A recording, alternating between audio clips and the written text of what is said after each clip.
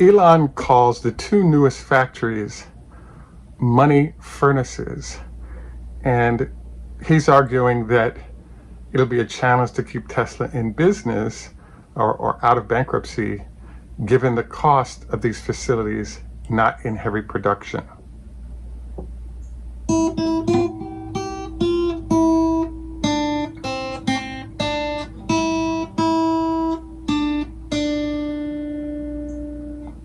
This is Greg for Teslafaninsight. Thanks once again for joining us. If this is your first time, welcome. If you're a repeat visitor, welcome back. We also want to thank our Patreon supporters. If you enjoy the show, would like better ideas on investing and trading, please join us on Patreon as well. Also wanted to note this is a copyrighted broadcast. So today we've decided to just include footage you'll see of the sort of battery day and in general, sort of Tesla battery stuff, if you will. And what this is focused on is that we have a number of data points that have come out on Tesla from Elon.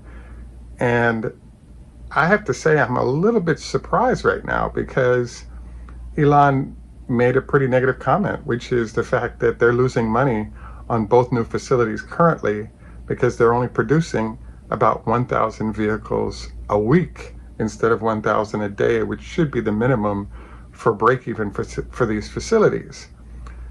The next question is, well, what's the problem? It turns out that there are supplies that would come from China that would help fuel at least the Berlin component of this. But we also have the issue of the structural battery pack change that has happened in Fremont is also sort of lurking as an issue. So basically right now we have a problem, which is obviously Tesla doesn't have enough batteries to go around to all the facilities. Now, clearly the older iteration of batteries, 2170s, is what's being used in the Berlin factory currently. And I have to say that after reviewing everything, I'm surprised, and I won't jump to the conclusion right away. So first of all, Fremont is actually still increasing its daily production runs, which means if Fremont increases production, that means more of the batteries, if not all the batteries that are coming out of Fremont into that facility are spoken for. So therefore, we're relying on LG to produce the cells necessary to power up to power up partially what's going on in Berlin. But in theory, some of those cells combined with the new structural battery packs is what we're expecting that's going in to Austin. Now, as you know, this is one of the largest buildings in the world, 10 million square feet of production space. And the weird question or thing that's going on right now is the fact that the max capacity of structural packs that will be coming out of Fremont currently is actually 10 gigawatt hours. As an example, the facility in Reno is at 35 gigawatt hours plus, maybe even 50 gigawatt hours for now, and the goal is to have it up to 100 gigawatt hours. And so ballparking it, we're at, let's say it's 1 million vehicles worth of battery coming out of that factory, and that's 35 gigawatt hours. We're at 10 gigawatt hours in theory currently out of Fremont. So let's say that's 250,000 or 200-ish thousand car capability per annum. And we're only producing at a rate of 1,000 per week currently. So it's obviously better than nothing, but when you have a break even of maybe 1,000 a day, you got to take losses, and this is what Elon is currently alluding to. I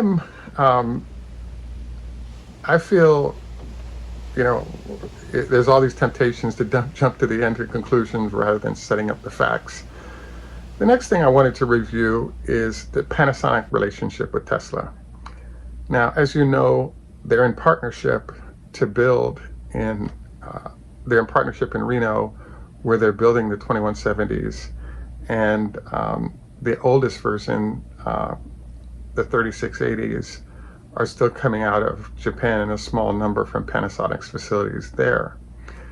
Now, the strangest thing that I've heard seen going on with batteries for Tesla is that when the 4680 was announced 2 years ago and all the presentation was done, it was stated that there's a good likelihood that a line of those batteries would start coming out of the Fremont factory, which would be kind of managed by Panasonic. And obviously that didn't happen. So now we're in an interesting situation because according to Panasonic, they've developed a prototype at scale for Tesla to review, and they're building a new factory within which those cells will be produced in Japan. So I looked at this and I was like, okay, great idea, you're going to build a factory, that's not bad. Interesting idea, you're going to build it in Japan and not in Texas or even close to the Reno facilities, so you can sort of co-manage the production of those. It's a brand new facility. I guess there are benefits that once you build it into Japan, as we go forward, it'll be easy to scale up further because of proximity between current facilities of Panasonic, and this new facility will allow further growth of the Japanese sort of jobs and facilities that are available. But this thing has a whole bunch of, why is this happening? This doesn't really make sense. Number one, how come Elon is forcing Panasonic to reverse engineer the battery and then provide prototypes? Why don't we just have them with all the plans and all the stuff that Tesla's using to build currently in Fremont, just ship everything, a copy of everything, over to Japan, and it could be a co-owned facility, it could be an individually owned. It feels as though the answer to this question is Elon, in the back of his mind, is thinking about the fact that the whole cost of goods sold focus of Tesla and the company. He's actually building, supposedly the permits were provided in May, he's building a new battery facility to fuel batteries needed by the plant in Texas right next door.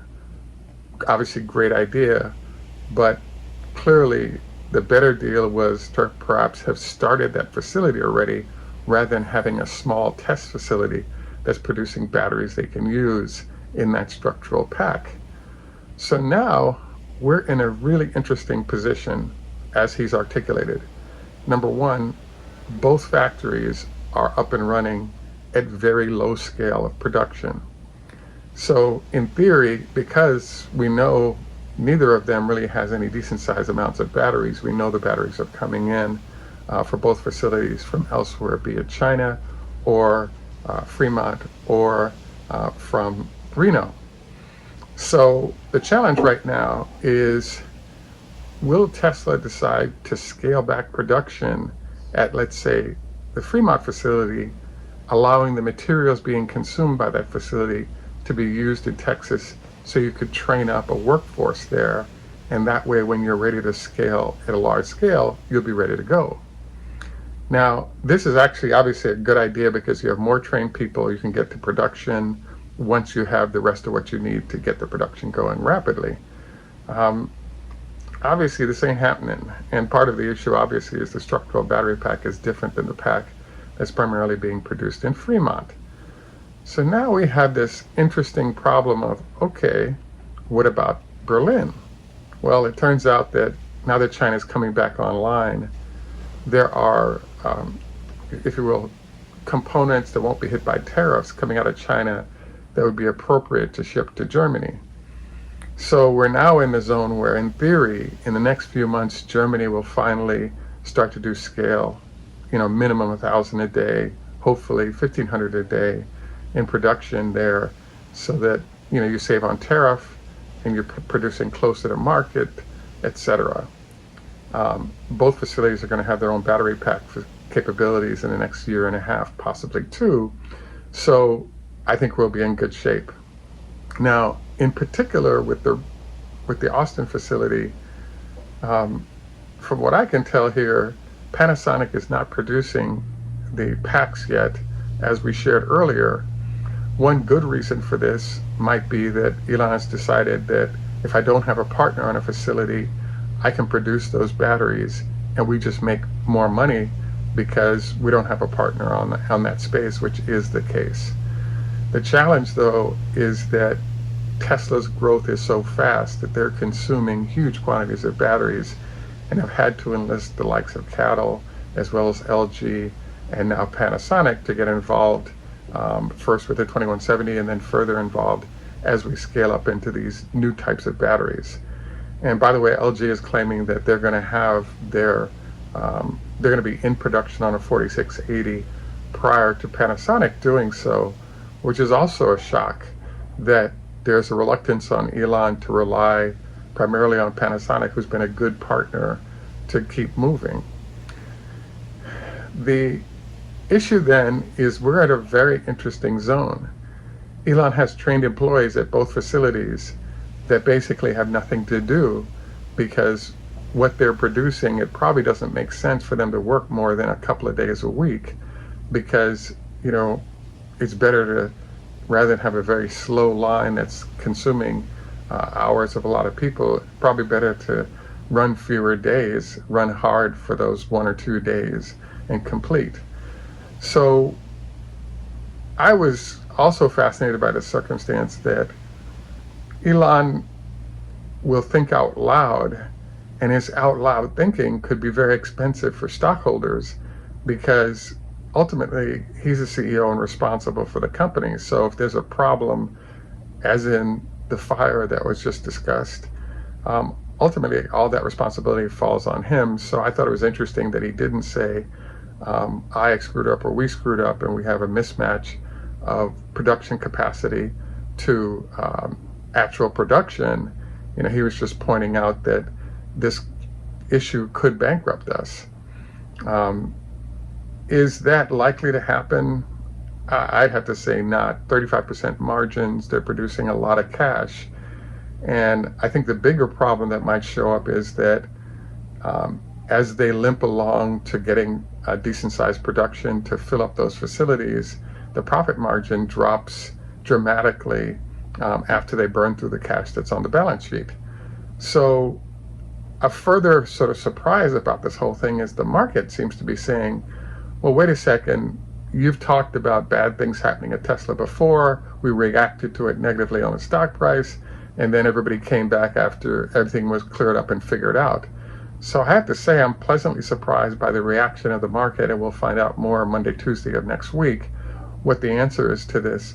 But in general, it looks like the market has embraced the fact that Elon will make comments that are alarming when they're made, but it may not really reflect that the company is doing all that badly. They have a huge backlog. They're selling everything they currently make. They're growing production at their current facilities. And from our calculations, because of the growth of the size of the factory in China, as well as the growth of production at Fremont, Tesla, I believe, will achieve its growth goals for the year easily, or stated growth goals versus the real ones that Elon has in mind, easily with production from just 2 primary facilities, with some decent sized losses coming out of the other facilities that can't produce, being the only fly in the ointment. I'd have to say that, hey, the market's reacted pretty good to this set of events thus far, and it's a far cry from the old days when its stock price would have gotten punished if this mismatch was announced. So I would say from my standpoint, what I see happening is we're going to have production numbers next week, and then we're also going to have, you'll be able to calculate what the usual profit margin numbers are, but those margins may drop because of the higher costs at the other facilities because they're not producing. I'm, like I said, pleasantly surprised that we haven't gotten a huge negative reaction to this because it doesn't put the management team in a great light to have a miss on any kind of numbers, but also to sort of put your dirty laundry out there like this is definitely vintage or typical Elon, but it's kind of strange because it just makes it harder to run the company. Kudos to the market, etc., because the stock price is up with the rest of the market after this news on Friday. And it just looks to me that there's a different sheriff in town now, where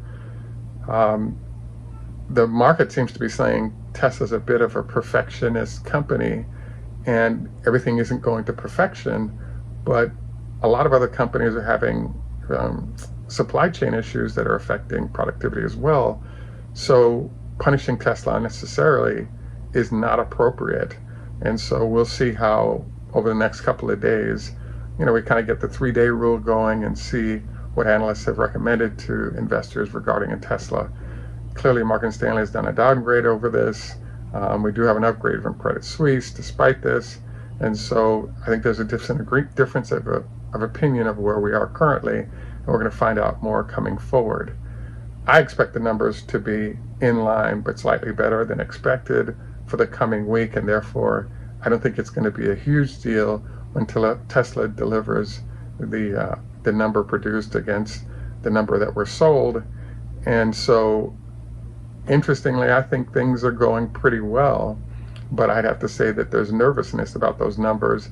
And if you're invested or trading, you might want to keep an eye on perhaps hedging yourself out a little bit, because there might be a surprise, good or bad, from that facility. Any rate, we look forward to your comments on this.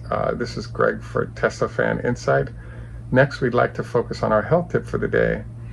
I had an encounter with a doctor that I covered in the last show regarding the fact that he's recommending that you eat on an 8-hour only schedule, because letting your body rest for the rest of the period of the day allows the system to sort of repair itself in ways it can't if you keep doing food intake throughout the daily schedule.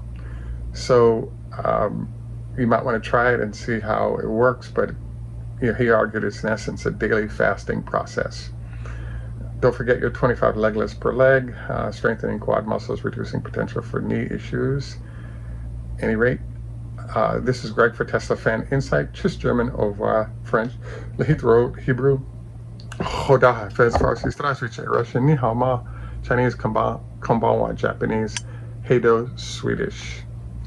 And in Jamaica we say, enough respect, walk good.